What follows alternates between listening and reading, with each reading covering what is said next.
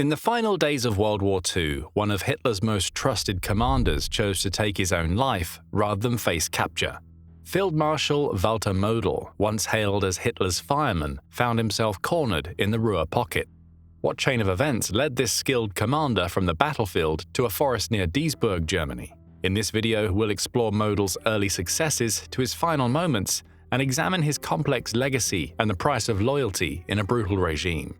Model's reputation as a problem solver in dire military situations earned him the nickname Hitler's Fireman or the Führer's Fireman. His ability to stabilize crumbling fronts and mount effective counterattacks made him indispensable to the Nazi war effort. The reputation, however, would lead to increasingly difficult assignments as the war progressed. Walter Model was a commander who Hitler could really rely on. Known for his ability to navigate and rectify the most challenging situations faced by the Wehrmacht on the Eastern Front, Heinz Guderian detailed Model's capabilities in his book, Panzer Leader. I quite fully described him as a brave, tireless soldier who knew the situation on the front, knew how to use his abilities in battle, and therefore enjoyed the confidence of his soldiers. Model was the most suitable general to perform the overwhelmingly difficult task of restoring the central part of the Eastern Front. Walter Model was born on January 24, 1891, in Genthin in the Kingdom of Prussia. Model's decision to destroy all his personal documents at the end of World War II has resulted in a significant lack of information regarding his early years. Influenced by his uncle, Martin Model, a reserve officer in the 52nd Infantry Regiment von Alvensleben, he enlisted in that regiment as an officer cadet and later gained admission to the Army Officer Cadet School, where he was regarded as an average student. Model's unit was engaged in several battles on the Western Front. Throughout the First World War, he sustained multiple injuries, earning him the Iron Cross First Class. At the time of Germany's surrender, Model held the rank of captain in the 36th Reserve Division.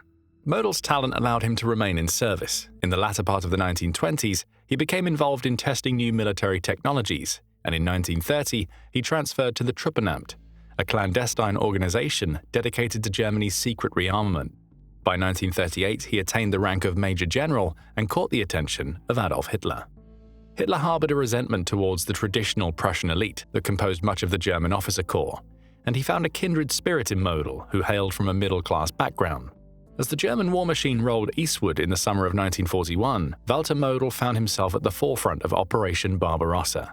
Commanding the 3rd Panzer Division, Model's aggressive tactics quickly proved their worth. His unit broke through Soviet defenses at Brest, Baranovichi, and Rogachev, advancing rapidly to the Dnieper River by July 4th. Model's successes during the early stages of Barbarossa did not go unnoticed. On July 9, 1941, he was awarded the Knight's Cross of the Iron Cross, a prestigious recognition of his contributions to the German advance. As the war progressed, Model's talents were increasingly in demand. In January 1942, he received a new challenge, command of the 9th Army.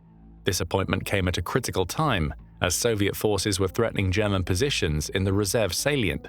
Just before his departure to the front lines, the newly appointed army commander engaged in extensive discussions with both Hitler and Halder.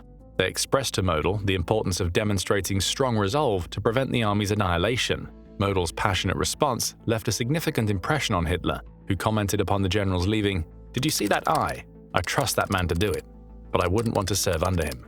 Faced with the advancing Soviet 39th Army, Model orchestrated a brilliant counterattack. His forces successfully outmaneuvered and encircled the Soviet troops, cutting them off from support and supplies. This victory not only stabilized the front, but also demonstrated Model's ability to turn a defensive situation into an offensive opportunity. It was during his time at Reserve that Model earned the moniker Lion of Defense. However, Model's success came at a price. His leadership style, characterized by a combination of energy and ruthlessness, often put him at odds with both his superiors and fellow officers. Model frequently involved himself in frontline operations, a practice that bolstered troop morale but alienated many of his peers. This hands-on approach, while effective, would later contribute to tensions within the German High Command. As 1943 dawned, Model faced his greatest challenge yet, the Battle of Kursk. Leading the northern assault of Operation Citadel, Model found himself pitted against a well-prepared Soviet defense. Despite his reputation and past successes, the battle quickly turned into a grinding war of attrition. Model had expressed skepticism about the timing of the Kursk offensive, warning that Soviet defenses were too strong. He recommended postponing the attack until reinforcements could be gathered, but his advice went unheeded. The result was a decisive defeat for German forces, with heavy losses in men and materiel. As the tide of the war turned against Germany in 1944, Model's reputation as Hitler's troubleshooter would be put to the ultimate test. In January, he was transferred to command Army Group North, which had just suffered a major setback with the lifting of the siege of Leningrad. The situation was dire, with Soviet forces pushing westward and threatening to cut off the entire German army group. Model's arrival brought a renewed sense of purpose to the beleaguered troops. He quickly assessed the situation and implemented a series of tactical withdrawals, allowing his forces to establish more defensible positions. His leadership was critical in stabilizing the front during this turbulent period, preventing a total collapse of the German lines. The general's efforts did not go unnoticed. On March 1, 1944, Model was promoted to the rank of Field Marshal. As Allied forces gained momentum in the West, Model found himself transferred once again. In August 1944, he was tasked with extracting German forces from the Falaise Pocket in Normandy. The situation was perilous, with Allied armies threatening to encircle and destroy a significant portion of the German forces in France. He used his influence with Hitler to secure permission for a retreat. Although the withdrawal came at a heavy cost of equipment and armor, Model successfully negotiated a retreat that saved many troops from certain capture or death. The Field Marshal's next major challenge came during Operation Market Garden, the Allied attempt to secure a bridgehead across the Rhine in September 1944. Initially, Model misjudged the scale of the airborne assault, believing it was aimed at capturing him personally. However, he quickly realized the true scope of the operation and rallied his forces to mount an effective defense. Model's leadership during Market Garden was instrumental in repelling the Allied forces. His ability to quickly organize and deploy all available units proved crucial in delaying and ultimately defeating the Allied advance. However, the triumph at Market Garden would be short-lived. As winter approached, Hitler ordered a major counteroffensive in the Ardennes, which would become known as the Battle of the Bulge. Model, now commanding Army Group B, was compelled to execute a plan he deemed unrealistic from the start. The Ardennes offensive, despite initial gains, ultimately failed. German forces, already stretched thin and lacking supplies, were unable to achieve their ambitious objectives. The operation resulted in significant German losses. This failure marked a turning point in Model's relationship with Hitler and the High Command. Following the Ardennes debacle, Hitler issued orders that stripped Model of operational freedom, indicating a significant loss of trust. This loss of autonomy had a profound impact on Model's decision-making and morale. As the war entered its final stages in early 1945, Model found himself in an increasingly desperate situation. His Army Group B, once a formidable fighting force, was now encircled in the Ruhr pocket by advancing Allied forces. The Ruhr, Germany's industrial heartland, had become a battleground. US forces had successfully completed their encirclement by April 1, 1945, trapping Model's army group along with hundreds of thousands of German soldiers.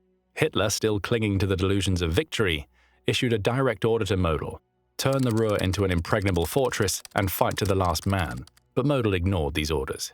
On 15th of April, after the Allies successfully divided the forces into two groups, Major General Matthew Ridgway, who was in command of the US 18th Airborne Corps, urged Model to surrender to avoid unnecessary loss of life for the soldiers under his command. Model responded by asserting his commitment to his oath to Adolf Hitler and his honor as a German field marshal, stating that a formal surrender was not an option. Rather than capitulating, Model chose to order the dissolution of Army Group B. Before Model dissolved his command, he expressed his thoughts to his staff, questioning, "Has everything been done to justify our actions in the light of history? What can there be left for a commander in defeat? In antiquity, they took poison." As Allied forces closed in, Model faced not only military defeat, but also the prospect of answering for his actions during the war. The Soviets had already indicted him for war crimes, specifically for the deaths of 577,000 people in concentration camps in Latvia and the deportation of 175,000 others as slave labor. The weight of these accusations, combined with the imminent collapse of the Nazi regime, pushed Model to his final, fateful decision. On April 21, 1945, in a forest between Duisburg and Lintorf, Walter Model took his own life by shooting himself in the head.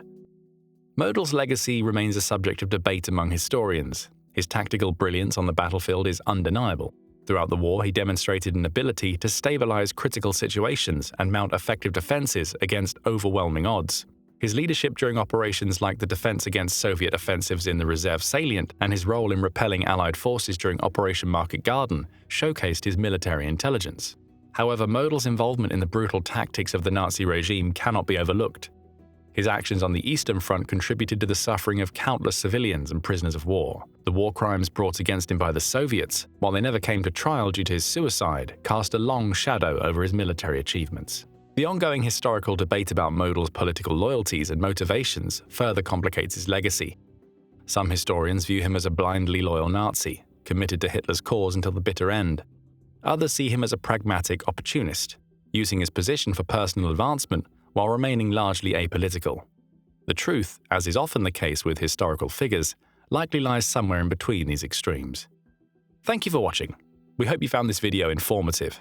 If you enjoyed learning about today's topic, make sure to check out our video about the tragic fate of Alfred Jodl, the general who signed Germany's surrender.